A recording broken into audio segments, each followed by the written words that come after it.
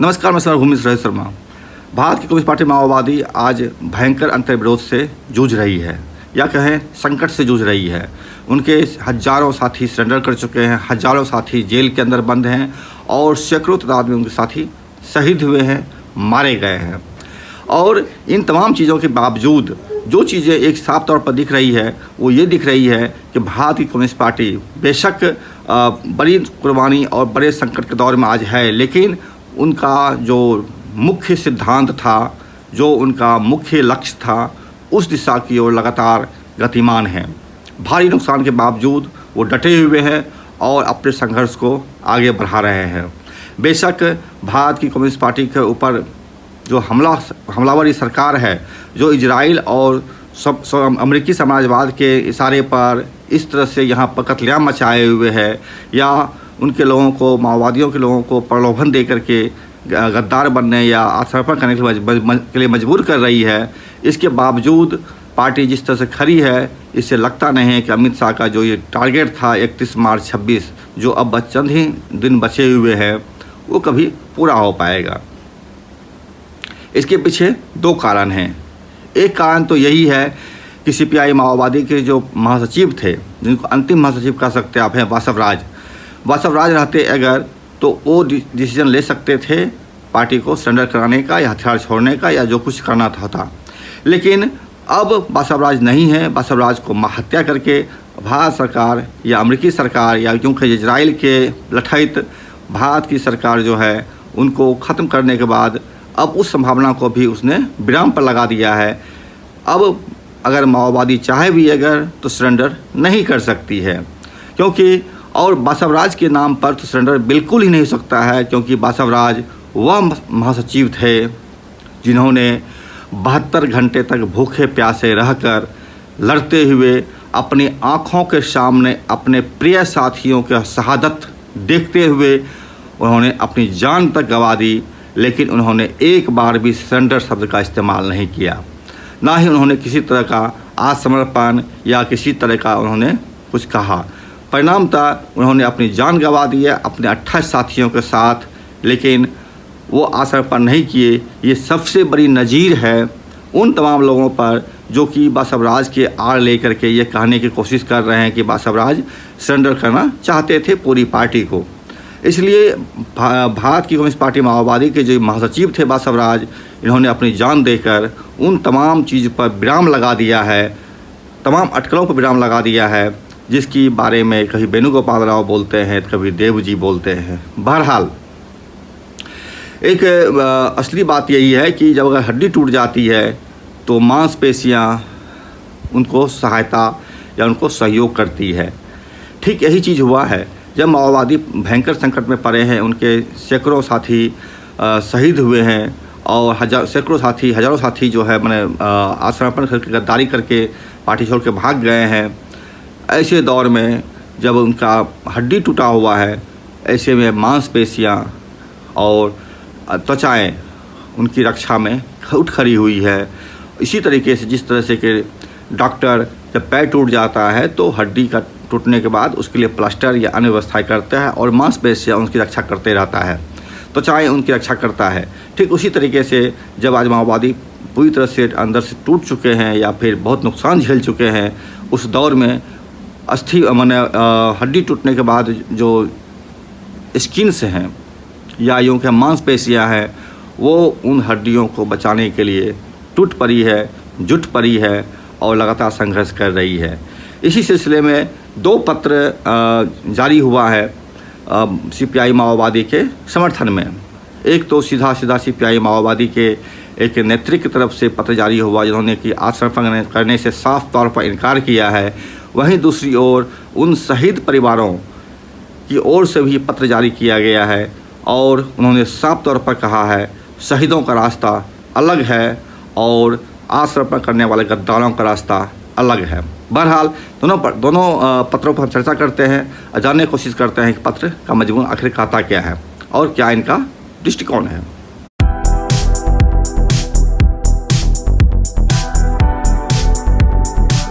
जैसा कि मैंने कहा, जब हड्डियां टूट जाती है तो मज्जाएँ जो है या फिर यूँ कहें मांसपेशियाँ जो हैं त्वचा जो है उन हड्डियों को रक्षा करने के लिए जुट पड़ती है, पिल पड़ती है और उन तमाम चीज़ों से, बाधाओं से लड़ती है और हड्डी को मजबूती पैदा होने तक उसके लिए तैयार रहती है, रक्षा करने के लिए जुट जाती है। इसी सिलसिले में एक पत्र जारी हुआ है। ये आपको उन शहीद परिवारों की ओर से यह पत्र जारी किया गया है जिन्होंने कि अपनी जान गंवाई है और जिन्होंने खुले तौर पर बासव राज के जो लक्ष्य था, जो उनका नो सरेंडर की पॉलिसी थी, उसको लागू करते हुए अपनी जान गंवा दिए और दूसरे वह तबके थे जो कि सरेंडर करके भाग खड़े हुए और सरकार के खुफिया विभाग के कठपुतली बन गए। तो ये पत्र में किन्हीं का नाम नहीं है, लेकिन मजमून क्या है वो मैं आपको पढ़ के सुनाता हूँ। आप अगर समझना चाहें इसको ज़रूर समझें। पत्र का हेडिंग है, अमर शहीदों का मार्ग अलग होता है, तुम्हारा मार्ग अलग है। तुम्हारा मार्ग मतलब वो वेणुगोपाल राव, ठक्केपल्ली वासुदेव, रुपेश नाम से जो इनको जानते आप हैं, उनका मार्ग अलग है। जो शहीद हुए हैं उनका मार्ग अलग है। मजमून में है लिखा हुआ, लगभग 6 महीने पहले अस्थायी सशस्त्र संघर्ष विराम के नाम से शुरू हुआ विचलन का अध्याय अब अमर शहीद जनों के परिवारों को सांत्वना देने के नाम पर एक असहज मोड़ पर पहुंच गया है। वास्तव में 6 महीने पहले भी सभी अमरजन आपके साथी सैनिक थे, आप उनके नेता भी थे। साथ रहते हुए आप उनसे स्नेह रखते थे, संकट के समय आप एक दूसरे की मदद करते थे। इन सभी बातों से इनकार नहीं किया जा सकता। लेकिन अब आपने राज्य, वर्ग संघर्ष और सबसे बढ़कर क्रांति के प्रति स्पष्ट रूप से एक अलग राजनीतिक दृष्टिकोण अपना लिया है ना? आपने उस मार्ग को छोड़ दिया है जिस पर आप 60 वर्षों से चल रहे थे, है ना? आपने न केवल इसे छोड़ा है बल्कि आपने खुले तौर पर कहा है कि अब तक जो कुछ भी किया है वह गलत है, चाहे भारतीय क्रांति के लिए चीनी मार्ग हो या रूसी मार्ग। आपने तो यहाँ तक कह दिया है कि पिछले 60 वर्षों के सभी प्रयास अधूरे ज्ञान के साथ किए गए हैं। तो फिर क्रांति के मार्ग पर अंतिम क्षण तक डटे रहने और प्राणों की आहुति देने वालों के साथ आपका राजनीतिक संबंध कैसा है? आखिर है क्या? चाहे वासुदेव, ठक्केपल्ली के लोग हों या अन्य क्षेत्र के, आपके प्रति उनका समर्थन, आपके लिए अत्याचार और उत्पीड़न के विरुद्ध खड़े होने और यहाँ तक कि प्राणों की आहुति देने का मूल कारण क्रांतिकारी विचारधारा, क्रांतिकारी संगठन और क्रांति के मार्ग में उनका विश्वास था। वे इतने सरल नहीं हैं। वे इस द्वैतवादी सत्य को नहीं जानते कि व्यक्ति आज यहाँ है और कल शायद ना रहे। इसीलिए भावनाओं की बातें करके किसी को गुमराह करना संभव नहीं है। हाल ही में शहीद हुए पत्कल स्वामी प्रभाकर सहित कई लोगों ने आपके सामने कहा है कि आपका मार्ग गलत है। यदि किसी को कोई संदेह है तो वे इंडियन एक्सप्रेस और आई ड्रीम्स को दिए गए वेणुगोपाल के साक्षात्कारों को देखकर समझ सकते हैं।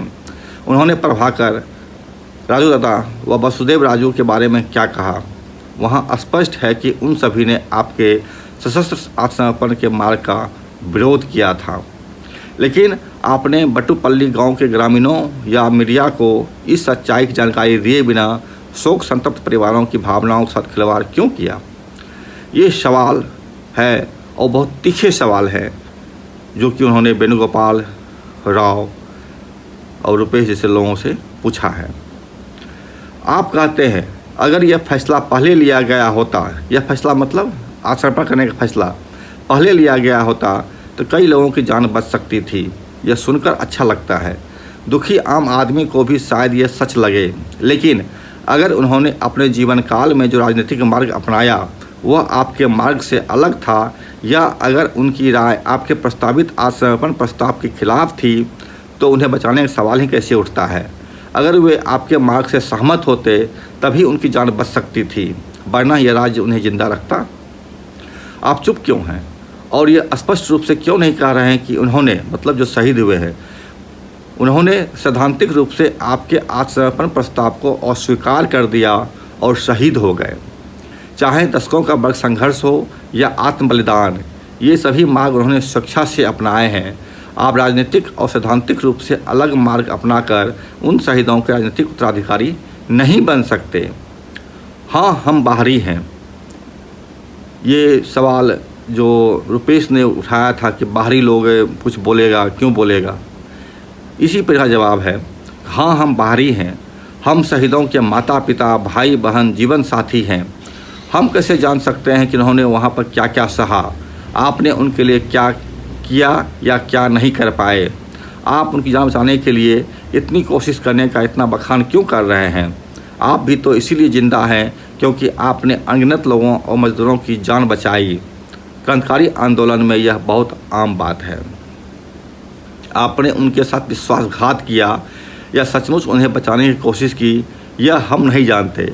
आप अच्छे इंसान हो सकते हैं, आपका स्वभाव अच्छा हो सकता है, लेकिन हमें उस राज्य के चरित्र के बारे में भी कुछ जानकारी है जिसके साथ हमने अपने समझौता किया, या उन राज्य संस्थानों के बारे में जिनके साथ आपने समझौते किए और सामूहिक सशस्त्र आत्मसमर्पण का मार्ग अपनाया।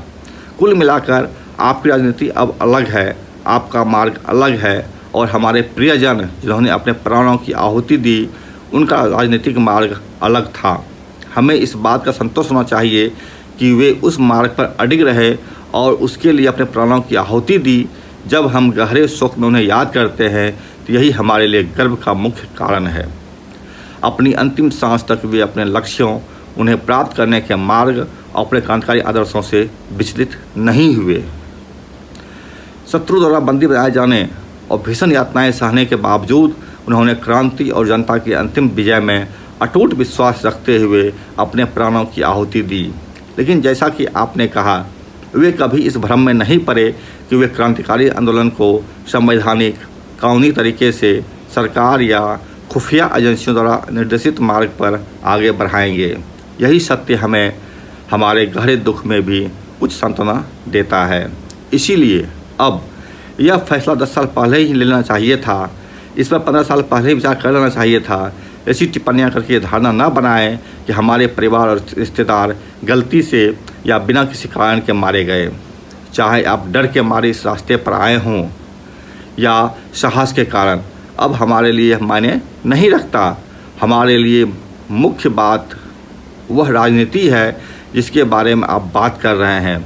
वास्तव में हम में से कुछ लोगों ने आपके आत्मसमर्पण के तरीके, मतलब वेणुगोपाल के बारे में बोल रहे हैं, ये आपके आत्मसमर्पण के तरीके, आपकी व्यंग्यात्मक मुस्कान, ये मुस्कान जब वेणुगोपाल राव सरेंडर किए थे सरकार के सामने, तो वो मुस्कुराते हुए एक बड़ा तीखा मुस्कुराहट था जिस पर कि काफ़ी टिप्पणियाँ भी हुई थी। उसको क्रूर मुस्कान का नाम दिया गया था। तो वही उन्होंने कहा है कि आपकी व्यंग्यात्मक मुस्कान राज्य के आदेश को लागू करने के लिए सभी को आत्मसमर्पण करने हैं तो फ़ोन नंबर देने या लाश पर लाल झंडा लपेटे जाने का इंतज़ार करने जैसी बातों पर गुस्से में कुछ कहा होगा। लेकिन हमने आप पर विशेष रूप से गद्दार, जासूस या क्रांति के गद्दार होने का आरोप नहीं लगाया है, बल्कि कल तक पार्टी का नेतृत्व करने वाले शीर्ष नेताओं ने ये आरोप लगाए हैं। उनके बयान और साक्षात्कार फिर से पढ़ें, यदि आवश्यक हो तो उन पर अपनी व्याख्या दें। अंत में मैं बस इतना ही कहना चाहूँगा, जिस प्रकार क्रांतिकारी आंदोलन में बलिदान का लंबा इतिहास रहा है, उसी प्रकार विश्वासघात का भी कम इतिहास नहीं है। मात्र इसलिए कि जो लोग कल तक आपका विरोध और आलोचना करते रहे, उन्होंने आज आत्मसमर्पण कर दिया है। इसका अर्थ यह नहीं है कि आपके शब्द परम सत्य हैं और ना ही आपका मार्ग सर्वोत्तम मार्ग बन जाता है। इतिहास में अधिक से अधिक एक बड़ी रेखा के आगे एक छोटी रेखा हो सकती है, या एक छोटी रेखा के आगे एक बड़ी रेखा हो सकती है। इसीलिए इस अध्याय को भविष्य के इतिहास के लिए छोड़ देते हैं। इतिहास बहुत निर्दयी होता है। इसलिए कृपया क्रांति के मार्ग पर अपने प्राणों की आहुति देने वाले शहीदों या उनके परिवारों के नामों का उपयोग ना करें, क्योंकि वे अलग हैं और आप अलग हैं। शहीद के परिवारों के सदस्य, नाम नहीं है किन्हीं का, लेकिन जो उन्होंने व्यक्त किया वो स्पष्ट तौर पर और पूरी ताकत के साथ उन्होंने रखा है और साफ तौर पर बताया है कि जिस तरह से वेणुगोपाल राव सरेंडर किए हैं वो उनका मार्ग अलग है, और जो सरेंडर नहीं किए हैं, आज समय पर से साफ इनकार किए हैं, चाहे बासव राज हों या फिर उनके साथ अन्य तमाम साथी जो अब तक शहीद हुए हैं, अपने प्राणों को अंतिम सांस तक अपने लक्ष्य के लिए निर्धारित किए हैं, उनके मार्ग अलग हैं। ये एक पत्र था जो कि शहीदों के परिवार ने लिखा था। इसके अलावा एक और पत्र है जो पार्टी की तरफ से जारी हुआ है, और वो पत्र क्या कहता है, इस पर हम चर्चा करते हैं। यह पत्र उड़ीसा से जारी हुआ है, जो सीपीआई माओवादी के नेता रंजीता की तरफ से आया है, और इसमें वो साफ तौर पर कहती हैं या कहते हैं कि आत्मसमर्पण कभी नहीं होगा, सशस्त्र संघर्ष जारी रहेगा। भारत के उड़ीसा राज्य में माओवादी आंदोलन पर नई चर्चा शुरू हो गई है। जो खबर आया है मीडिया के माध्यम से वो है ये। माओवादी नेता रंजीता ने एक प्रेस नोट में कहा कि वह आत्मसमर्पण नहीं करने और सशस्त्र संघर्ष जारी रखने की प्रतिज्ञा लेती है। एक प्रेस नोट में रंजीता ने कहा कि आंदोलन के लिए साथी सेनानियों द्वारा दिया गया बलिदान कभी व्यर्थ नहीं जाएगा। उन्होंने सरकार के साथ किसी भी समझौते के प्रस्ताव से साफ तौर पर इनकार किया है, खारिज किया है। रंजीता ने कहा है कि माओवादी संगठन के MADC विभाग के सचिव हैं वो, और ये संगठन जो है कभी नहीं टूटेगा और न ही सशस्त्र संघर्ष रास्ता छोड़ेगा, और जो कोई इसके सामने आएगा रोकने के लिए तो उसके खिलाफ हिंसक प्रतिक्रियाएं हो सकती है। उन्होंने साथ ही कहा कि वे लोग कायर हैं जो पहले ही आत्मसमर्पण कर चुके हैं, जो बात की शहीदों के परिवार ने कहा है, जो मैंने आपको पत्र में सुनाया है। और वहीं पर सरकार ने 31 मार्च 26 का डेट लिया है, और इस डेट में अब तो बहुत कम समय बच गया है। लगता नहीं है कि माओवादी को भारत सरकार समाप्त कर पाएगी, क्योंकि लालच, जासूसी, गद्दारी का जो एक सिलसिला शुरू हुआ था वो मल्लजुल्ला वेणुगोपाल राव के पार्टी से भागने के साथ ही धीरे धीरे कम हो गया। एक बस्तर के पत्रकार वार्ता में बता रहे थे कि जितने भी लोग शहीद हुए हैं, मारे गए हैं माओवादी की तरफ से, मुख्य रूप से वह उन्हीं इलाकों में मारे गए हैं जो इलाका वेणुगोपाल राव के निगरानी में था। अर्थात सीधा सीधा उनका कहना था पत्रकार का कि मैंने वेणुगोपाल राव ही सबको बुला करके वहाँ पर मरवाते थे और पुलिस को सूचना देते थे और पुलिस को मारती थी। तो मसला ये है कि गद्दारी का इतिहास भारतीय कम्युनिस्ट पार्टी के अंदर पुराना नहीं है, नया नहीं है, बहुत पुराना है, और जैसे जैसे संघर्ष विकसित होता है वैसे वैसे गद्दारों का भी विकास होता रहता है। पूरी भारत ही क्यों पूरी दुनिया के इतिहास में ये चीज़ गद्दारों का जो हिस्ट्री रहा है वो रहा है, चाहे वो रूस में हो या फिर आपको चीन में हो या फिर आप नेपाल में देख सकते हैं, जहाँ प्रचंड के बारे में सीपीआई माओवादी साफ तौर पर कहती है वो गद्दार थे। और आप बनी बनाई पार्टी सरकार चलाने के बाद भी बरसों तक चलाई सरकार चीन में माओवादियों के मरने के साथ ही जो है पूरी पार्टी समाप्त हो गई। यहाँ तक कि पार्टी के जो प्रमुख थे माओवादियों, उनकी पत्नी तक को जो है फांसी पर लटकाने की कवायद शुरू हो गई उनकी मृत्यु के महज 1 महीने के अंदर। और अंत में फांसी नहीं दिया गया उनको, लेकिन उनको जेल के अंदर में ही सड़ा करके मार डाला गया। वहीं पर रूस के अंदर में आपने देखा जिस तरह से स्टालिन की मृत्यु होती है, उसकी जस्ट बाद जो है ख्रुश्चोव सीधा पलट जाते हैं और माओवादियों को ही मतलब स्टालिन को ही लटका देते हैं फांसी के फंदे पर उनके सबको। तो ये गद्दारी का इतिहास रहा है और गद्दारों से पूरी कम्युनिस्ट पार्टी का आंदोलन भरा रहा है। कम्युनिस्ट पार्टी ही क्यों कहें, पूरी दुनिया में तमाम जितने भी आंदोलन हुए हैं, सशस्त्र आंदोलन, उन तमाम लोगों के साथ में गद्दारों का एक जुड़ाव रहा है और गद्दार हमेशा संघर्ष को डाइवर्ट करने या उसे ख़त्म करने की कवायद में लगे रहे हैं। पार्टी 60 साल के बाद जिस तरह से बड़े संकट के दौर से गुजर रही है, अभी इतना बड़ा संकट शायद ही कभी आया होगा। 1972 ईस्वी में जबकि CPI-ML के महासचिव जो है, यूँ कहें CPI माओवादी के जो प्रथम महासचिव थे चारू मजूमदार, उनकी शहादत के बाद भी जो इतना बड़ा संकट शायद नहीं आया था जितना बड़ा संकट की आज के दौर में दिखाई पड़ रहा है। बहरहाल पार्टी इस पर किस तरह से विचार करती है और किस तरह से सोचती है, ये तो पार्टी ही बता सकती है। लेकिन जो चीज़ साफ हो गया है वो ये कि पार्टी संघर्ष करती रहेगी, चाहे उसमें गद्दार कितने भी भर जाएं, गद्दार कितने भी लोग आत्मसमर्पण कर जाएं। क्योंकि मैंने पहले भी कहा था आपको कि चूँकि भारत सरकार मैंने अमित शाह जो बासव राज का हत्या किया है, तो अब बासव राज अपनी जान दे करके यह बात स्थापित करके चले गए हैं कि सशस्त्र संघर्ष जारी रहेगा, आत्मसमर्पण कभी नहीं होगा। क्योंकि 72 घंटे तक भूखे प्यासे रहने वाले बासव राज, जिनके आंखों के सामने उनके प्रिय साथी की मौत हो रही है, फिर भी वो सरेंडर नहीं बोले। अंत में उनकी भी जान चली गई, उनकी भी हत्या कर दी गई, फिर भी वो सरेंडर नहीं किए। तो यह तथ्य साफ तौर पर स्थापित करता है कि CPI माओवादी सरेंडर नहीं करेगी, सशस्त्र संघर्ष जारी रखेगी। और इतना ही नहीं, अब कोई ऐसा नेता भी नहीं है जो कि पूरी पार्टी को सरेंडर करने के लिए कह सके पूरे भारत में।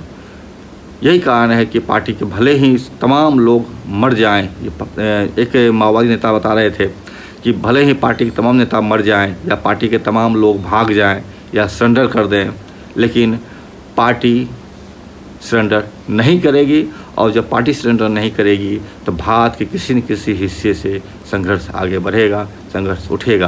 क्योंकि संघर्ष की जो परिस्थिति है वह आज भी मौजूद है और उससे ज़्यादा भयानक तरीके से आज ये चीज़ दिखाई पड़ रहा है। जिस अर्धौपनिवेशिक सवाल को मसला लेकर के माओवादी बार बार बोलते रहे हैं कि भारत की चरित्र जो है अर्ध सामंती अर्ध औपनिवेशिक है, तो अर्ध औपनिवेशिकता अब साफ तौर पर दिख रही है। किस तरह से नरेंद्र मोदी जो भारत प्रधानमंत्री हैं, अमेरिकी समाजवादी के जो प्रमुख हैं डोनाल्ड ट्रंप, उसके आगे नाचने के लिए विवश हैं, चाहे एप्स्टीन फाइल हो, चाहे अडानी का मसला हो। और इसकी कीमत भारत की जनता चुका रही है। जिस तरह से आप आज सिलेंडर के लिए पूरे भारत में एक अजीब सा हाहाकार मचा हुआ है, जिस तरह से भारत का हर निर्णय वाशिंगटन में होता है, वाइट हाउस में होता है और भारत में मोदी केवल उसको लागू करता है, तो साफ तौर पर हो गया है पता कि भारत के बारे में जो CPI माओवादी साफ तौर पर कह रहे थे कि भारत का चरित्र अर्ध औपनिवेशिक है, तो यह अर्ध औपनिवेशिक है और यह स्थापित हो गया है। बहरहाल ये पूरे प्रकरण था। इस प्रकरण पर आप क्या सोचते हैं? 2 पत्र थे, दोनों पत्र मैंने आपको बताया पढ़ करके, और इस पर आप क्या सोचते हैं आप कमेंट करके ज़रूर बताएं। बहरहाल एक चीज़ और बताना चाहेंगे हम कि गणपति के बारे में जो सूचनाएं आ रही थी सरेंडर कर गए हैं, उसके बारे में भी कई जगह कई तरह के एक नई चीज़ें दिख रही है कि सरेंडर शायद नहीं किए हैं, इस तरह की खबरें भी आ रही है। बहरहाल क्या है, इस पर हम अगले वीडियो में चर्चा करेंगे और जानने की कोशिश करेंगे कि मसला आखिर क्या है और कहाँ जा रहा है। आप चैनल देखें, लाइक करें, सब्सक्राइब करें और इसको शेयर करें। अपने विचार को हमारे कमेंट सेक्शन में ज़रूर दें। अगर संभव हो आपसे आर्थिक मदद देने का भी प्रयास करें। नमस्कार।